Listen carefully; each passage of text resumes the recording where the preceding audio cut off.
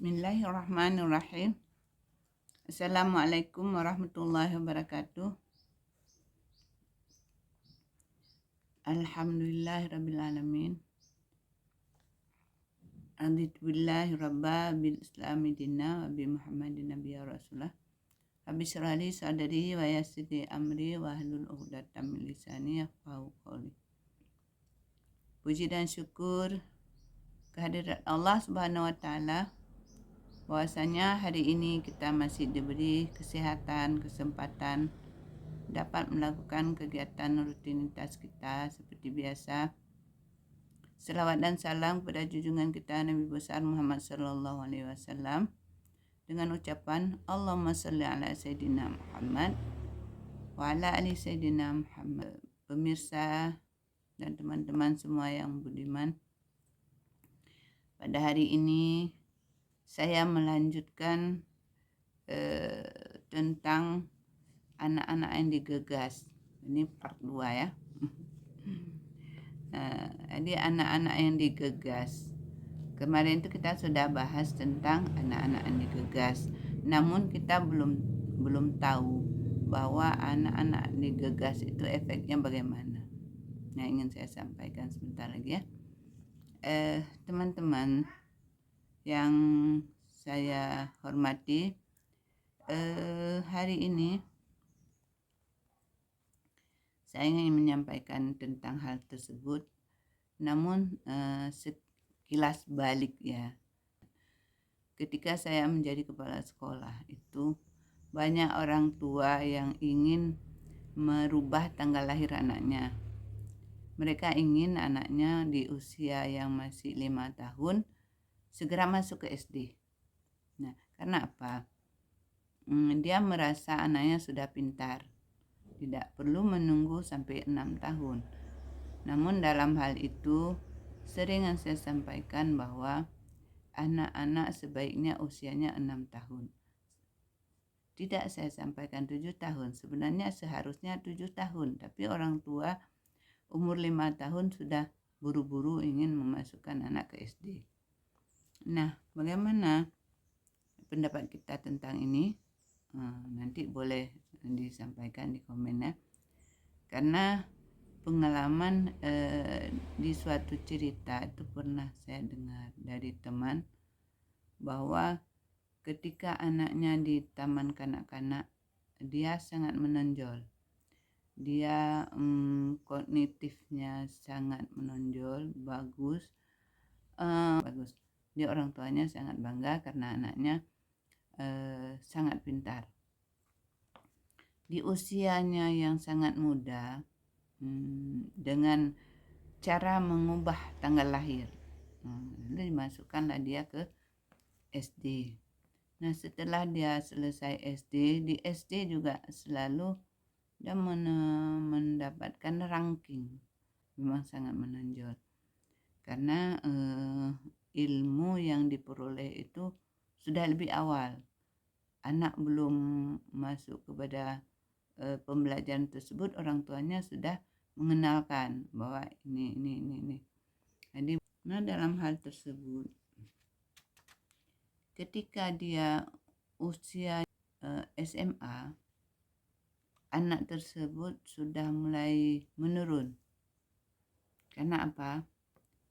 Ketika waktu SMA itu pelajarannya sudah mulai sulit dan banyak, jadi dia sudah mulai bosan. Timbul kebosanannya ketika disuruh belajar sebentar. Jadi lebih senang dia menyaksikan tontonan televisi. Waktu itu kan HP ini masih belum seperti saat ini ya. Kalau sekarang anak baru lahir juga udah bisa menggunakan HP. Dan banyak orang tua yang memberikan HP kepada anaknya masih kecil agar dia mudah menyelesaikan tugas rumah tangga dan anaknya lalai. Namun tidak dipikirkan akibat dari radiasi dari ditimbulkan oleh HP pada anak-anaknya. Nah, ibu-ibu muda yang baru menikah, yang belum ada pengalaman tentang hal seperti tersebut akibat dari menggunakan HP, apa yang ditimbulkan dari HP itu sendiri. Dan anak-anak sudah mulai melihat YouTube, dan di YouTube itu tidak dikontrol, dan apa yang terlihat oleh anak tentang hal-hal yang tidak diinginkan, mungkin yang tidak perlu dilihat sudah dilihat tanpa orang tua mendampingi anaknya ketika menonton HP tersebut. Nah, karena di YouTube itu mereka kan bebas, lebih sebagai orang muslim ini kan kita menyampaikan kepada anak ini aurat, tidak boleh. Kadang-kadang juga yang terlupakan ya, tidak disampaikan bahwa ini aurat, ini aurat, ini aurat. Dan bagi anak perempuan auratnya mana, anak laki-laki auratnya mana. Nah, hal-hal itu sudah disaksikan oleh anak-anak balita. Dan bagaimana efeknya? Ya, untuk kondisi emosionalnya itu belum, sangat tidak baik ke depannya. Karena anak-anak yang masih kecil dia belum dapat membedakan. Ini boleh lihat karena di rumah juga tontonannya dia masih tidak menggunakan pakaian. Boleh karena panas, dia belum tahu itu aurat, dan belum kita sampaikan ya, ini aurat, tidak boleh ditonton. Dan dia di dalam rumah mungkin tidak masalah, ini masih kecil. Dan yang dia tonton juga tidak masalah karena dia tidak tahu apakah itu boleh atau tidak ya. Nah, memang cara yang dilakukan orang tua kalau tidak ada komunikasi penjelasan yang tepat, nanti tidak tepat berakibatnya ya. Nah, kita tahu kalau memang kognitifnya bisa dibentuk, tapi bagaimana dengan emosi dan perasaan anak yang tidak bisa digegas? Apakah emosi dan perasaan bisa dapat digegas? Apakah sama dengan kognitifnya? Karena perasaan dan emosi ternyata memiliki waktu dan ritme tersendiri, tidak dapat digegas atau dikarbit. Ini kata Ibu Fauziah ya. Bisa saja anak terlihat penampilan sebagai seorang dewasa, kayaknya orang dewasa, tetapi perasaannya masih tidak seperti orang dewasa. Anak-anak memang terlihat tumbuh cepat berbagai hal, tapi tidak semua hal. Nah, ini untuk emosinya anak-anak. Walaupun dia sudah berpakaian seperti orang dewasa, dia tetap seperti anak-anak. Perasaan ketika menangis dia masih menjerit-jerit, sedih dia tetap menangis seperti berteriak. Jadi kita tidak mungkin kita tidak mungkin membentuk perasaannya, tapi dapat diarahkan kalau memang sesuai dengan tumbuh kembangnya. Jadi tumbuh mekar emosi itu sangat berbeda dengan tumbuh mekar kecerdasan emosi kognitif. Jadi beda. Kognitif bisa dibentuk karena perkembangan emosi lebih rumit dan sukar terkait dengan berbagai kondisi. Anak-anak kalau menangis itu masih menjerit, masih berteriak-teriak. Nah, ini ada 1-2 yang tidak, karena berbagai hal, mungkin karena ancaman, karena apa. Tapi kalau memang secara normal biasa tetap menjerit ya.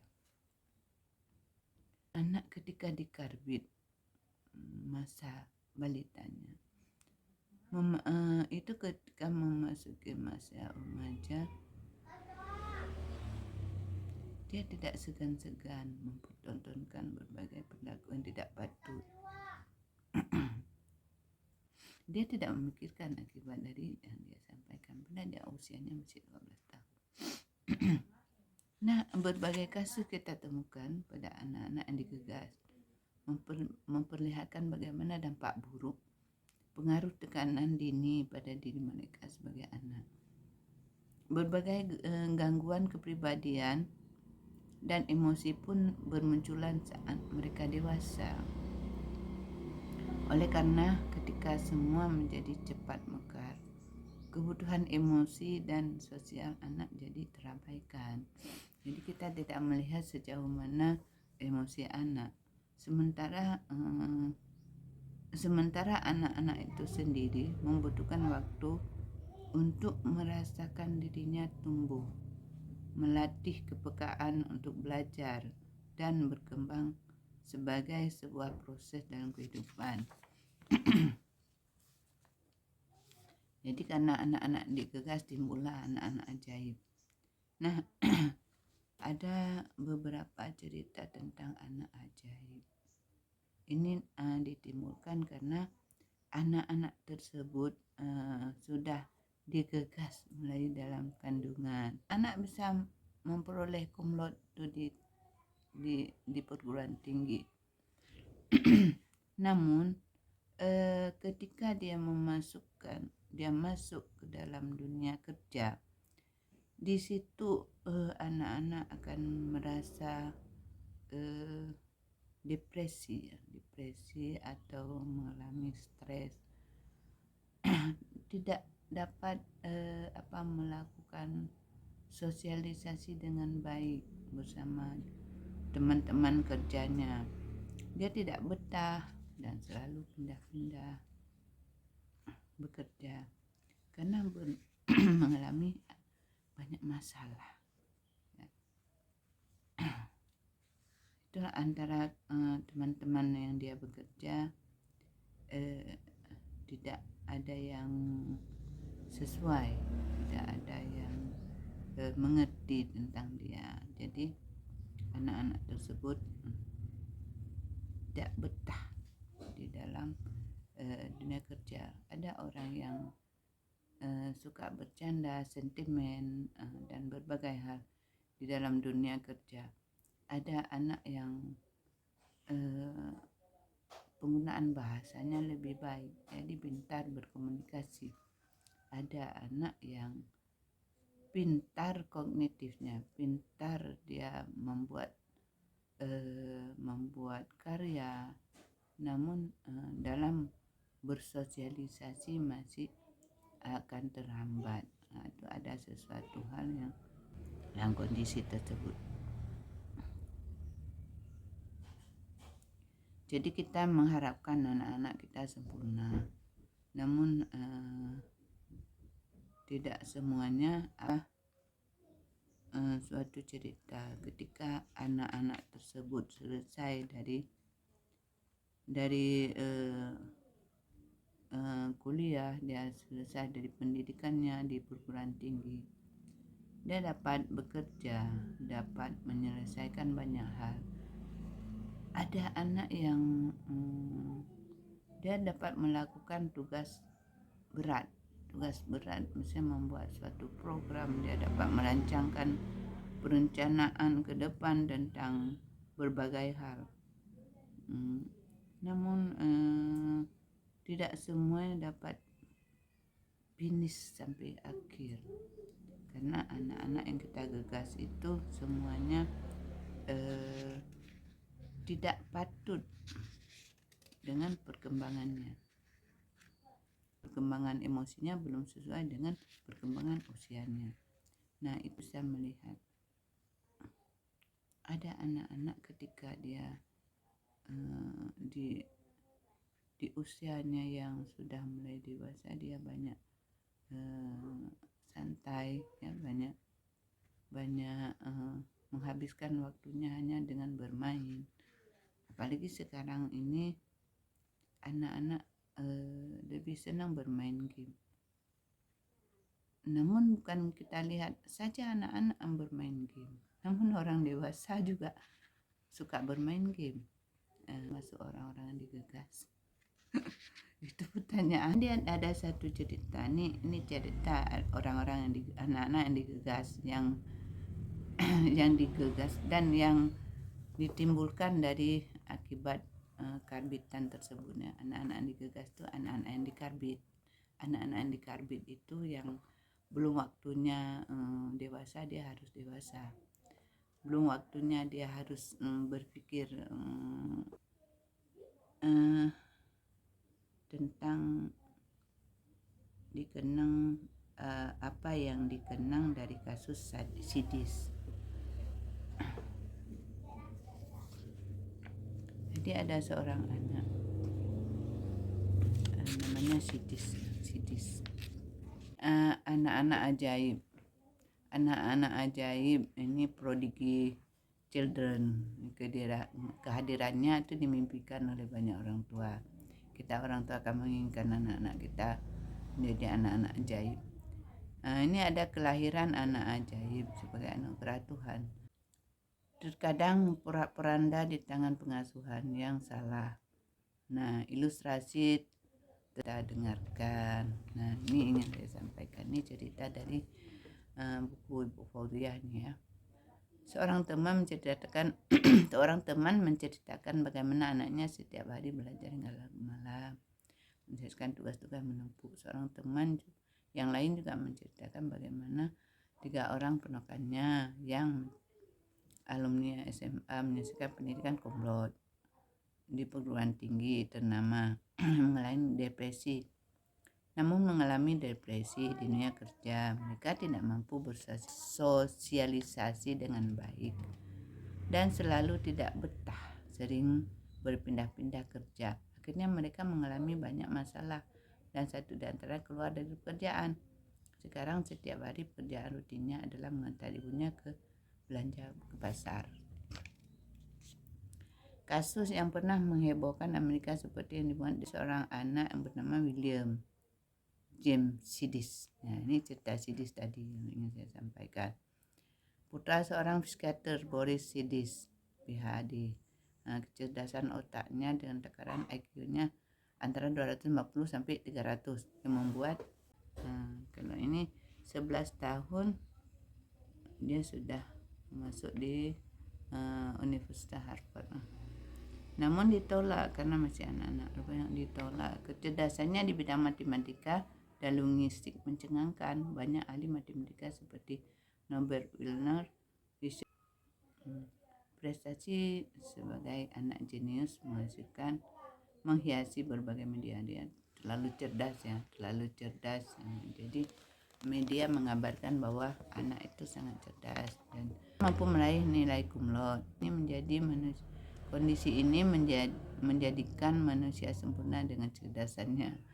Jadi dia sangat cerdas. Dia lantang mengatakan kepada reporter di Boston Herald yang mewawancarinya bahwa ia memutuskan untuk hidup perfect, memujang saja dan tidak akan menikah.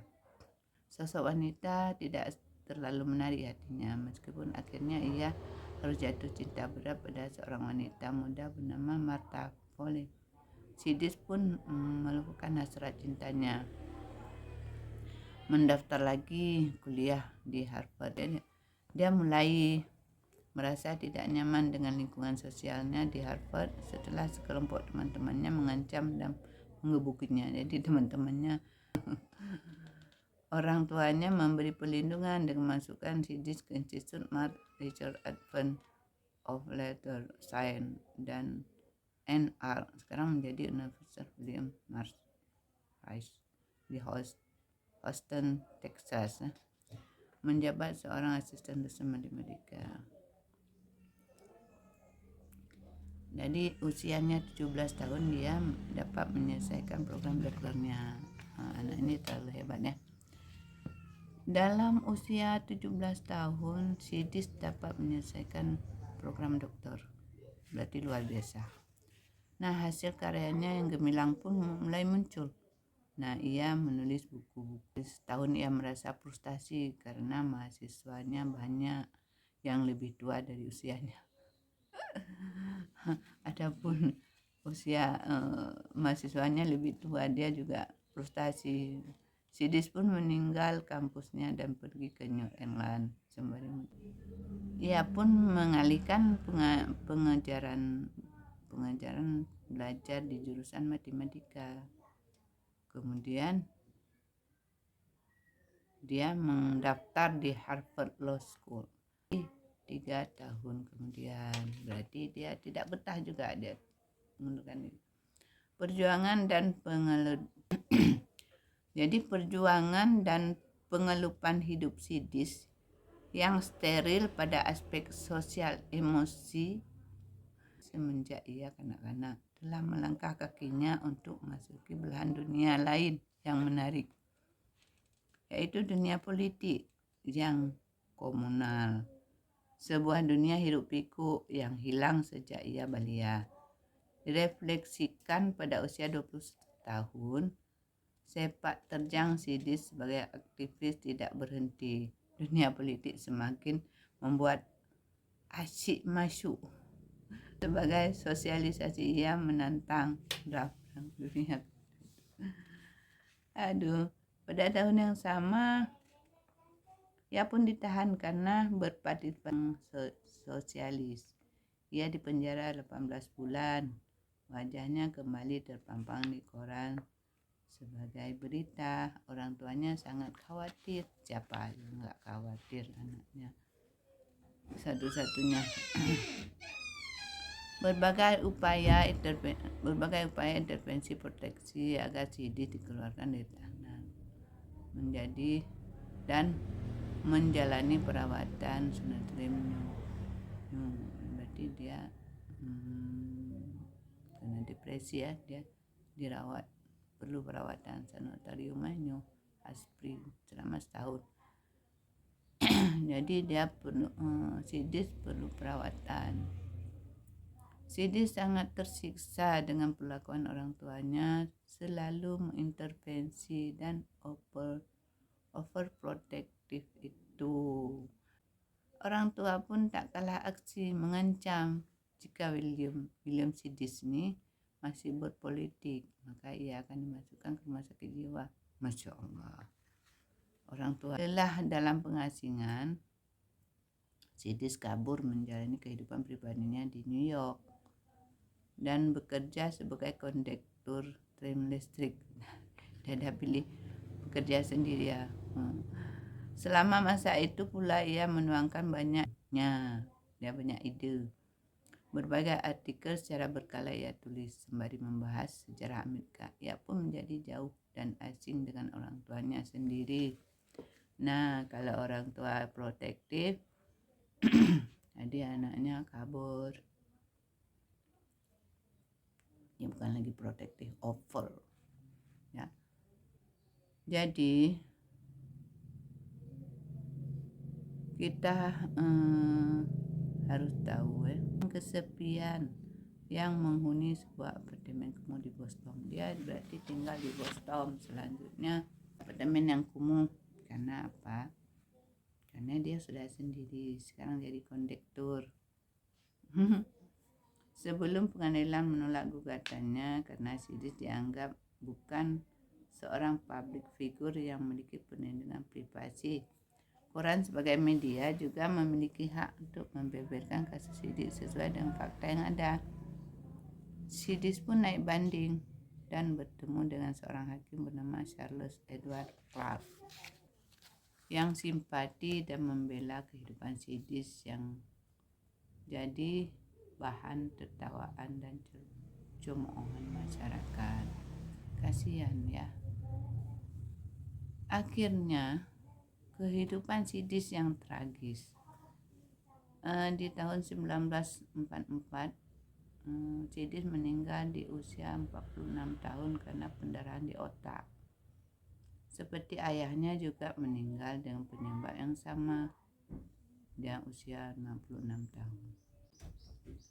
Nah, kita menyimak dari